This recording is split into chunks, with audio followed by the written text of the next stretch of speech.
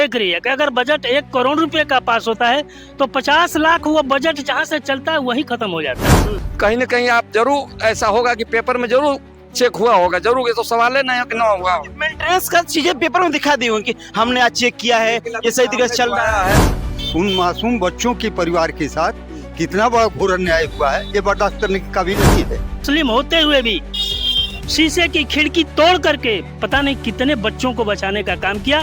ये बातें आप लोग मीडिया में नहीं आएगा और लोगों के सामने नहीं आएगा। सवाल उस जिंदगी का है जो उन मासूमों के साथ खेला गया है। क्या सरकार इसका जवाब देगी? जवाब कुछ नहीं है इसके पास। नमस्कार मित्रों, मैं संतोष आप सभी का स्वागत करता हूं भारत न्यूज। झांसी के महारानी लक्ष्मीबाई मेडिकल कॉलेज में जो घटना हुई जिसमें 10 मासूम बच्चों की जान गई, और सबसे बड़ी इसमें लापरवाही ये भी देखने को मिली कि जैसे कि जो हॉस्पिटल था, स्पार्किंग हुई, स्पार्किंग होने के बाद आग लगी। आग लगने के बाद जब वहाँ के जो वार्ड बॉय थे, वार्ड बॉय जब गए आग बुझाने के लिए, जो अग्नि यंत्र होता है उसमें वो अग्नि यंत्र क्या तो वो एक्सपायर था। फिर जब अलार्म बजाने की कोशिश की गई तो वो अलार्म तक नहीं बजा। तो सबसे बड़ी समस्या ये कि आखिर उस हॉस्पिटल में किस तरह की व्यवस्थाएं थी, इसके हम थोड़ा सा चर्चा करेंगे और लोगों के ओपिनियन लेंगे कि उस हॉस्पिटल के बारे में या फिर जितने भी हॉस्पिटल्स हैं उनके बारे में लोग क्या सोच।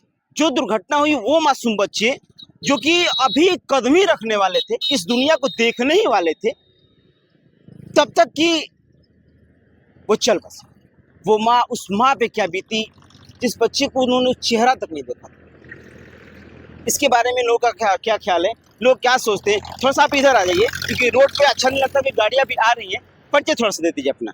मेरा नाम बलवंत सिंह सिकरवार है।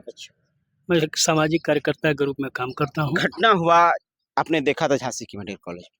जी हाँ, एक दुखद घटना थी जिसमें 10 मासूम बच्चों की जान चली गई। इसको किस नजरिए से आप देखते हैं? देखिए, सबसे पहले तो मैं उन बच्चों को श्रद्धांजलि देना चाहता हूँ और उन परिवारों को भगवान से यह प्रार्थना करना चाहता हूँ कि ऐसी हृदय विदारक घटना जो हुई है उसको सहने की क्षमता प्रदान भगवान करे। रही सवाल इन बच्चों की मौत का, तो सीधा ये आपको दिखाई दे रहा है, आपको भी दिख रहा है और दुनिया देख रही है कि ये प्रशासनिक अक्षमता और घोर लापरवाही का ये नतीजा है। आज जो सामने घटनाएं आ रही हैं उससे ये पता चलता है कि गैस लीक के वजह से कोई माचिस जला दिया। स्पष्ट तो ये बातें नहीं सामने आ रही हैं, लेकिन ये लापरवाही की घटनाएं आ रही हैं कि एक उस गैस में पाइप को जो है ठीक करने में कटिंग करके और जोड़ करके लीकेज को दुरुस्त करके और उस लीकेज को बंद करने के वजह से ये घटना हुई है। माचिस जला और गैस पकड़ लिया। तो इसका मुख्य कारण क्या है? सरकार की घोर लापरवाही है, उस विभाग की घोर लापरवाही है। उनके बच्चे तो मरे नहीं। अब उन परिवारों से जाकर के आप पूछिए जिनके बच्चे शहीद लापरवाही है। इतने बड़े बड़े निरोए पड़ जाते हैं कि हम सारी व्यवस्था दुरुस्त कर रहे हैं, हम सारी व्यवस्थाओं को न्यू कर रहे हैं, हर एक व्यवस्था। ऐसा है कि देखिए, कहने की बातें हैं, हम आप भी जानते हैं और सारी दुनिया इस चीज को जानती है और देख रही है कि अगर बजट 1 करोड़ रुपए का पास होता है तो 50 लाख वो बजट जहाँ से चलता है वही खत्म हो जाता है। 50 लाख का बजट अगर जिस विभाग के लिए आता है, वहाँ के बॉस और वहाँ के कर्मचारी मैंने एकदम उसको चट कर जाते हैं, थोड़ा सा कुछ बचा करके वो खाना पूर्ति कर देते हैं कि हमने ये काम किया है। तो इस तरह की व्यवस्थाएं चल रही हैं और कहने के तो लोग बहुत सारी बातें कहते हैं कि हमने ये कर दिया, अभी आएंगे, वो कर दिया। अभी आएंगे आपके पास तो और कुछ लोगों से थोड़ी बात जानी आएंगे। अभी रुक रहेगा, आपने थोड़ा सा परिचय दीजिए अपना, थोड़ा सा वक्त सुविधा रह जाइए क्योंकि पारसनाथ सिंह वकील है, मैं यहीं सिवराई में वकील हूँ। अच्छा, आपने घटना देखी थी जो घटना है, लेकिन पेपर में हम पढ़े हैं। हाँ। जैसा कि एक घटना घटी है, ये बहुत ही संवेदनीय मतलब दर्दनाक घटना घटी। आपसे एक प्रश्न वकील साहब रखना चाहूंगा क्योंकि आप तो वकील हैं, सारी चीजों को बारीकी से आप लोग देखते हैं, एक एक पॉइंट को। तो शायद आपने जो चीज पढ़ी होगी उसको एक एक पॉइंट को देखते हुए और समझा भी होगा। उसमें ये बात है कि जब आग तो लगी, मासूम बच्चे थे वो जल गए, लेकिन जब वो वहाँ के वार्ड बॉय थे वो आग को बुझाने के गए जिसमें अग्नि यंत्र होता है, वो एक्सपायर था, अलार्म सिस्टम खराब था। उसके विषय में आप क्या कहें? उसी बताइए, जिसकी लाइफ मतलब 5 वर्ष पहले खत्म हो गई हो आखिर वो दुरुस्त क्यों नहीं हुआ? ये किसका दोष है? तो प्रशासनिक दोष है, ये प्रशासनिक दोष है। और इस दोष को दूर न करके उन मासूम बच्चों के परिवार के साथ कितना बड़ा घोर अन्याय हुआ है, ये बर्दाश्त करने के काबिल नहीं है। और ये निकम्मी सरकार आप कह रहे हैं, इतने बड़े बड़े दावे ठोके जाते हैं कि बच्ची हुई। दावा ठोकने के लिए बहुत कुछ है, लेकिन जमीन पर कुछ नहीं है। जमीन पर कुछ नहीं है, कागज में है, बस कागज में है। अगर कागज में नहीं होता तो 10 बच्चों की जान कैसे जाती? कहते लोग हैं कि हम ये व्यवस्था दे रहे हैं, वो व्यवस्था दे रहे हैं, क्या कहाँ व्यवस्था है, क्या व्यवस्था है? तो ऐसी स्थिति में हम यही कहेंगे कि वहाँ के कर्मचारियों की, सरकार के जो मुलाजिम हैं उनकी कमी रही है, जो कि उसको चलने दिए 5 वर्ष तक निकम्मे उसको, और जिसकी मतलब इसको समय से चेक नहीं किया गया। हाँ। जिस चीज को रोज रेगुलर चेक करना चाहिए। और सबसे बड़ी बात की जो अलार्म सिस्टम होता है, इसको बजना चाहिए समय से। शायद वो बजा होता तो वो बच्चे जिंदा ये नहीं होता, ये घटना घटती ही नहीं। अगर वो अलार्म बजती तो ये घटना घटती ही नहीं, सब लोग सावधान हो जाते, बच जाते। तो इस तरह की व्यवस्था है, कहने के लिए कुछ और हो रहा है, कहने के लिए कुछ और हो रहा है। मुआवजा तो दिए हैं सरकार, इस मुआवजे का कोई औचित्य नहीं। क्या बेटा हमको दे देंगे, कोई हमारा परिवार लौटा देंगे? ये सवाल नहीं है। सवाल उस जिंदगी का है जो उन मासूमों के साथ खेला गया है। क्या सरकार इसका जवाब देगी? जवाब कुछ नहीं है इसके पास। सबसे बड़ी बात कि एक सरकारी हॉस्पिटल में, जो कि अब के लिए कहा जा रहा है कि लोग भी विश्वास करें कि नहीं, सरकारी हॉस्पिटलों में अच्छी व्यवस्थाएं चल रही हैं, लेकिन शायद अंदर की व्यवस्था कितनी खराब है ये लोगों को नहीं मालूम। ये तो स्पष्ट दिखाई रहा है क्या व्यवस्था है। व्यवस्था तो ये है कि 10 लोग मर गए, उसके आगे पीछे कोई है नहीं, वो परिवार उजड़ गया। 10 रुपया हमको दे देंगे तो क्या हमारा परिवार आ जाएगा? हमारे परिवार को सांत्वना मिल जाएगी। सबसे बड़ी चीज है कि उन बच्चों के प्रति, उस परिवार के प्रति हमारी सच्ची श्रद्धांजलि होगी कि उनके लिए आवाज उठाया जाए और जन जन तक आवाज जाए। जो इसमें शामिल जितने भी अधिकारी उच्च स्तर के हैं, उन पे दंडित हो, कार्रवाई की जाए। हाँ, है ना? बिल्कुल। उन अधिकारियों के खिलाफ जो भी इसमें शामिल हैं, उनके ऊपर कार्रवाई हो, चाहे मंत्री हो, चाहे जो भी हो। अच्छा, एक पॉइंट हमें बताइए आप कि जैसे कि इसमें कहा गया था कि जो फायर ब्रिगेड की जब गाड़ियां आई तो शीशा तोड़ करके पानी की बौछार की गई। मतलब ये कि जो मानक के तहत जो बना था हॉस्पिटल बनना चाहिए, तो शायद नहीं था ना।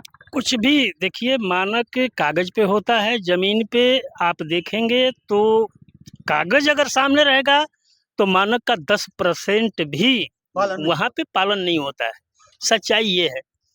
आप लोग भी इस चीज को इग्नोर कर रहे हैं और पूरा मेन स्ट्रीम मीडिया आज हिंदू और मुसलमान के नाम पे पूरे देश को बांटने पे लगी हुई है। इस बात की कोई चर्चा नहीं करेगा कि एक मुस्लिम बच्चा जिसकी 2 बच्चियां वहाँ पे उस हॉस्पिटल में मरीज के तौर पे दाखिल थी और उस बेचारे की दोनों बच्चियां मर गई। इसके बाद भी संवेदना देखिए उस बच्चे का, मुस्लिम होते हुए भी शीशे की खिड़की तोड़ करके पता नहीं कितने बच्चों को बचाने का काम किया। ये बातें आप लोग मीडिया में नहीं आएगा और लोगों के सामने नहीं आएगा, इसलिए कि एक मुस्लिम ने ऐसा काम किया है। सच्चाई ये है, यहाँ पे मानवता मर गई है, जातिवाद की भावना, धर्म की भावना आ गई हर जगह। इसी को जो है हाईलाइट किया जा रहा है, क्योंकि ये लोग वोट के पुजारी हैं, वोट के व्यापारी हैं।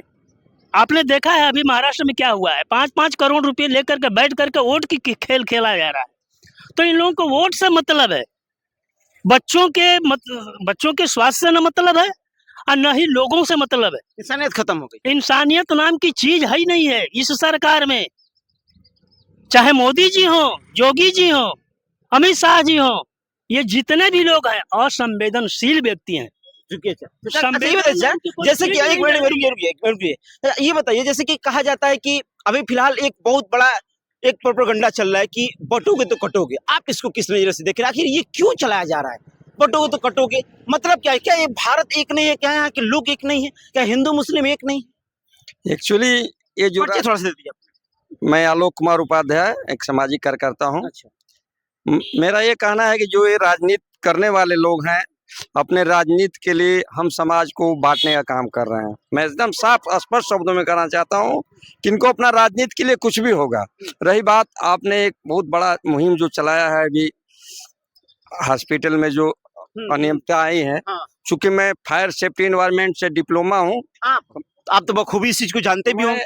मैं आपको बताना चाहता हूँ कि जो सामने आ रहा है कि नहीं 5 साल पहले, जबकि हर एजेंसियां, हर विभाग में, अस्पताल हो चाहे कोई कंपनी हो या छोटा एक साइट भी चलता है, वहाँ भी हर एक साल के अंदर में उसको अपना ये जो सेफ्टी एनवायरनमेंट है, जो उसका चयन है, उसको मतलब ये लोग अपना ये चेक कराते हैं कि नहीं इसमें क्या कमी है, क्या नहीं कमी है, कहाँ से फायर एक्सटिंग्विशर उसका जो डेट सही है कि नहीं, सब ऑलरेडी इसका एक कहीं ना कहीं पेपर, जैसा कि अभी हमारे बलवंत बाबू ने बताया कि पेपर में सब कुछ हो रहा है।